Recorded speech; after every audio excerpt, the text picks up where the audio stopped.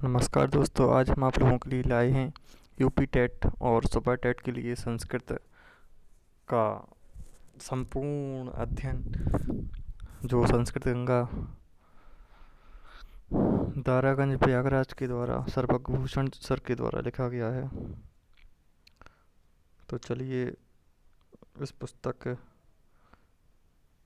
के बारे में हम सबसे पहले पाठ्यक्रम पाठ्यक्रम देखेंगे। कक्षा 1 से 5 तक का वर्ण विचार है, स्वर और व्यंजन है। स्वर और व्यंजन होगा। इसके बाद माहेश्वर सूत्र भी है। इसके बाद प्रत्याहार देखेंगे, वर्णों का उच्चारण स्थान, वर्णों का अभ्यंतर एवं बाह्य प्रयत्न, यानी जो अभ्यंतर प्रयत्न होता है वो,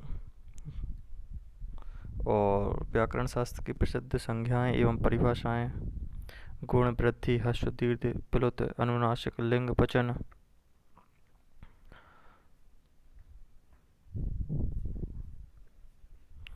पुरुष, विभक्ति, कारक, गण, लकार। इसके बाद संधि, स्वर संधि, व्यंजन संधि, विसर्ग संधि।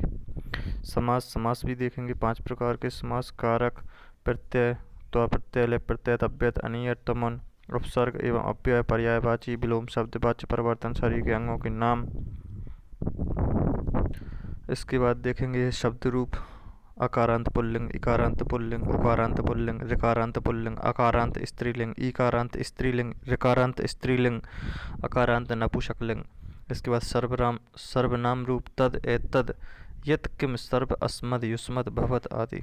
धातु रूप: भू, कम, पठ इत्यादि देखेंगे। संस्कृत संख्याएं 1 से लेकर 100 तक, कवियों एवं लेखकों की रचनाएं और संस्कृत की सूक्तियाँ। ये सब आप लोगों की यूपी टेट और सुपर टेट के लिए बहुत बहुत लाभकारी होने वाला है। तो चलिए शुरू करते हैं हम आज पहले अध्याय से।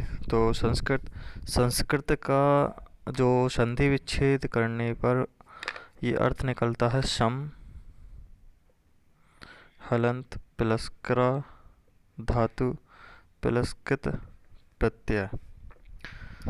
तो आप देखेंगे सम प्लस क्रा प्लस कृत बराबर संस्कृत, और इसमें जो सुट का आगम हो जाता है।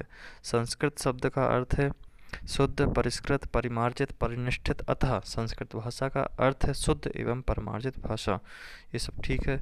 ये सब आपके यूपी टेट और सुपर टेट के लिहाज से देखे जाए तो संस्कृत का विग्रह करना, व्याकरण का विग्रह करना, ये दोनों बहुत बहुत पूछे जाते हैं। प्रीवियस ईयर में भी पूछे गए हैं, आप लोग देख सकते हैं। सम प्लस क्रा प्लस कृत बराबर संस्कृत, और व्याकरण का होता है बी प्लस आंग प्लस क्रा प्लस ल्योट। इसके बाद संस्कृत व्याकरण के त्रिमुनि के नाम से जाने जाते हैं: पाणिनि, कात्यायन, पतंजलि। कात्यायन को बलरुचि भी कहा जाता है, तो इनका हम ऐसे याद रख सकते हैं ना, पाका पतन,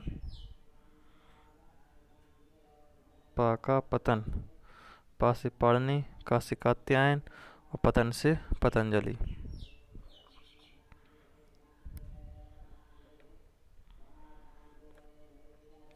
इसके बाद अष्टाध्यायी, जो पाणिनि के द्वारा लिखी गई है।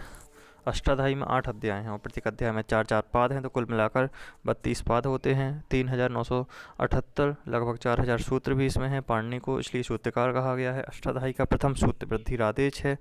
ये यूपी टेट में पूछा गया सवाल है। ये अष्टाध्यायी का प्रथम सूत्र क्या है, वृद्धिरादेश, और अंतिम सूत्र क्या है, तो आ ये पूछा गया सवाल है। इसके बाद हम देखेंगे महर्षि कात्यायन या बलरुचि, इनका नाम पूछ लिया जाता है कि कात्यायन का दूसरा नाम क्या है, तो महर्षि कात्यायन का दूसरा नाम बलरुचि है। महर्षि कात्यायन का दूसरा नाम बलरुचि है। इन्होंने अष्टाध्यायी के जो सूत्र हैं उन पर वार्तिक लिखा है।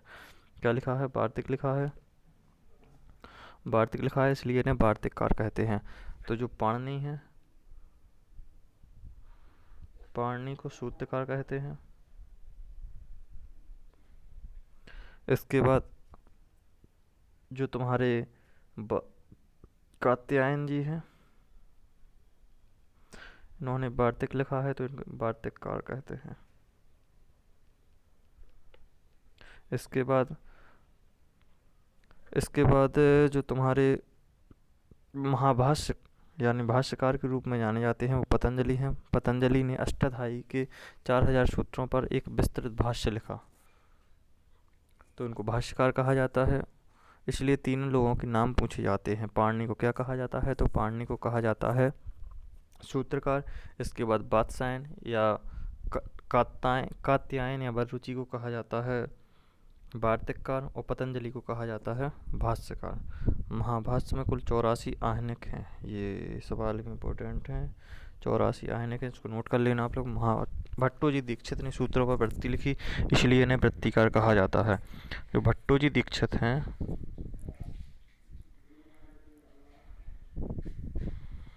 भट्टो जी दीक्षित को कहा जाता है वृत्तिकार, वृत्तिकार कहा जाता है। सिद्धांत कौमुदी, भट्टो जी दीक्षित की प्रसिद्ध पुस्तक का नाम क्या है, सिद्धांत कौमुदी।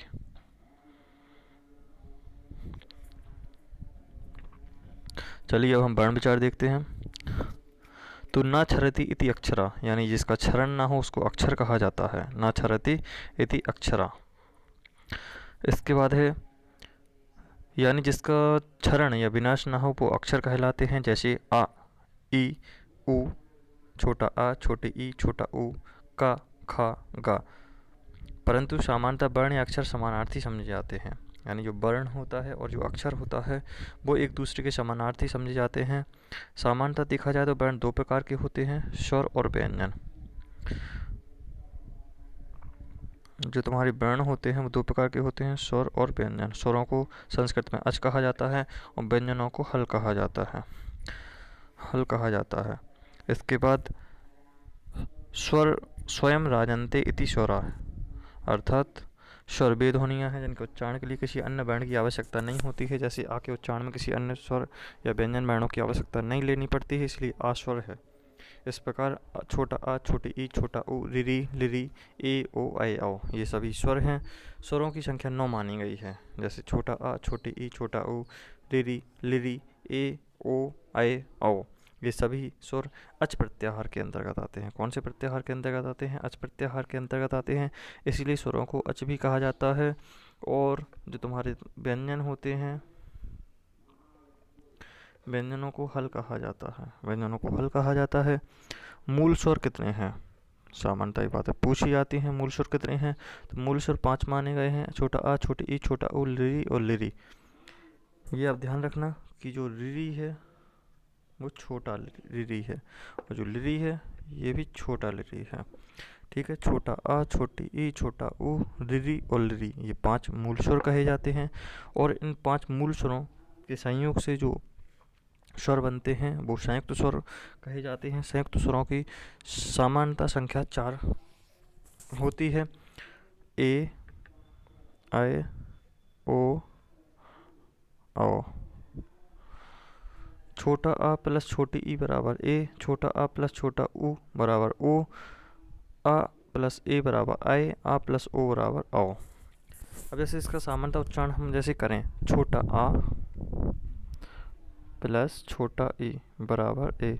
अगर हम इसको दोनों को मिला के पढ़ें, आई आई आई आई, तो आई का उच्चारण हो रहा है। इसका मतलब है छोटा आ प्लस छोटी ई से मिलाकर आई बनता है।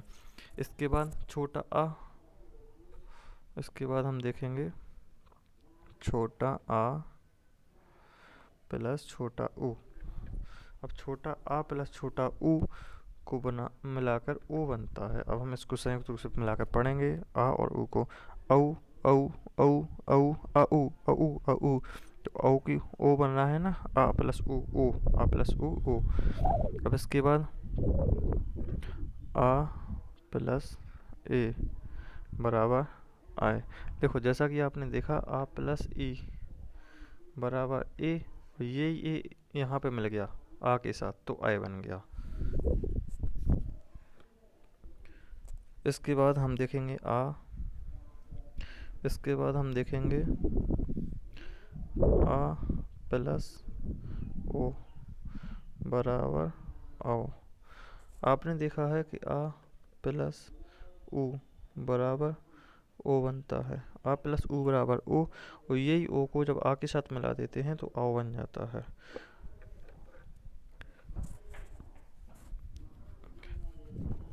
इसके बाद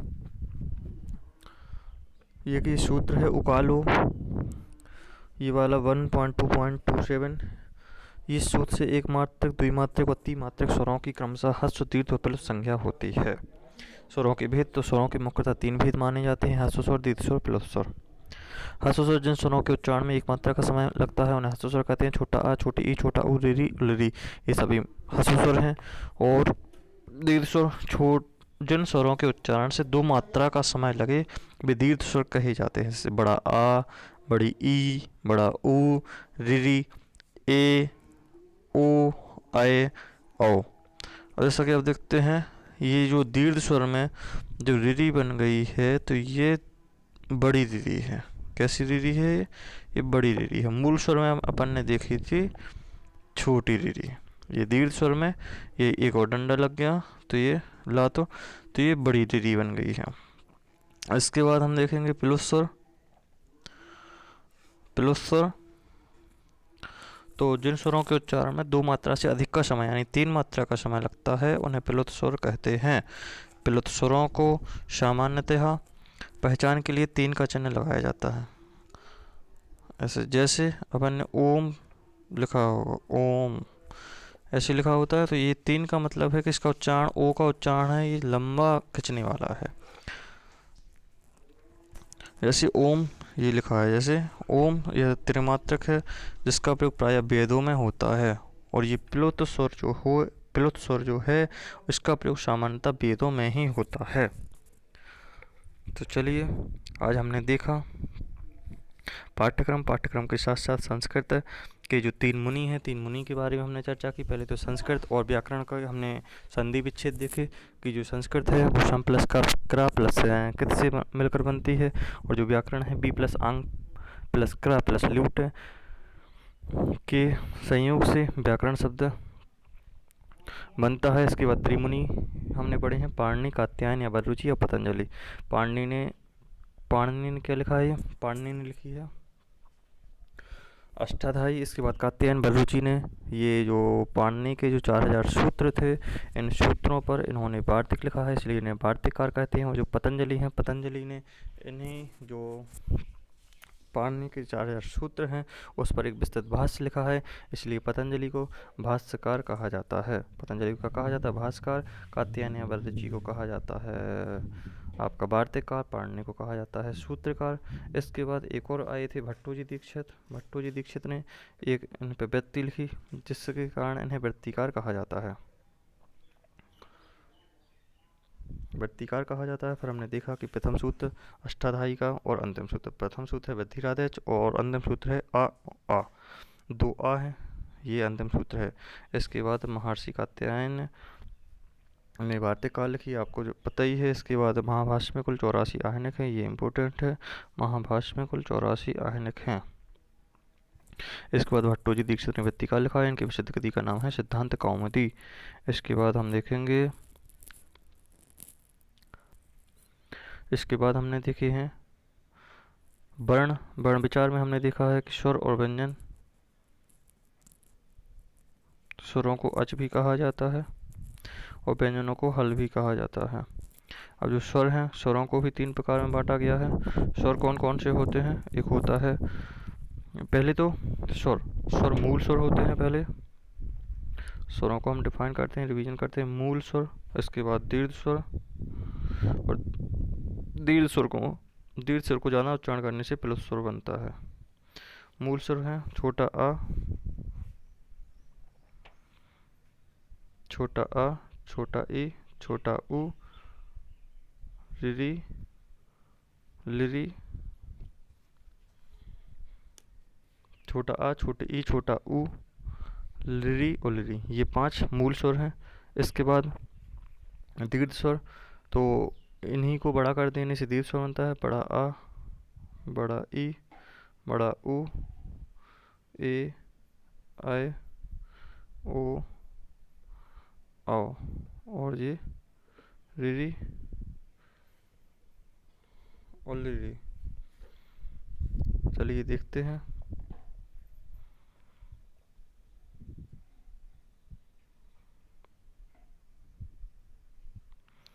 ये हस्व स्वर दीर्घ स्वर प्लस स्वर, छोटा आ छोटी ई छोटा ऊ रिरी और लिरी। दीर्घ स्वर क्या है? बड़ा आ बड़ी ई बड़ा ऊ रिरी ए ओ आए आओ। प्लस स्वर इन स्वरों के उच्चारण में 3 मात्रा का समय लगता है, इसलिए इन्हें प्लुत स्वर कहा जाता है। इसके बाद हमने पढ़े हैं स्वरों की संख्या 9 है। स्वरों की संख्या 9 है। कितने हैं? 9 स्वर होते हैं। इसके बाद हम देखेंगे कि जो मूल स्वर हैं तो 5 मूल स्वर होते हैं, और मूल स्वरों की सहायता से जो स्वर बनते हैं उन्हें संयुक्त स्वर कहते हैं। जैसे छोटा आ, छोटा आ प्लस ई बराबर ए, छोटा आ प्लस ऊ बराबर ओ, आ प्लस ए बराबर ए, और आ प्लस ओ बराबर आओ। तो जैसा कि हमने देखा, सुर आज अपने कंप्लीट हो चुके हैं, इसका हम रिवीजन भी कर चुके हैं। अब अगली क्लास में हम देखेंगे व्यंजन वर्णों को। अपना कीमती समय देने के लिए बहुत बहुत धन्यवाद। ये वीडियो आपके लिए यूपी टेट, सुपर टेट और अन्य राज्यों के जो टेट होते हैं जिसमें आपने संस्कृत भाषा का चयन किया हुआ है, उसमें ये बहुत बहुत लाभकारी होने वाला है। आप लोगों का बहुत बहुत धन्यवाद।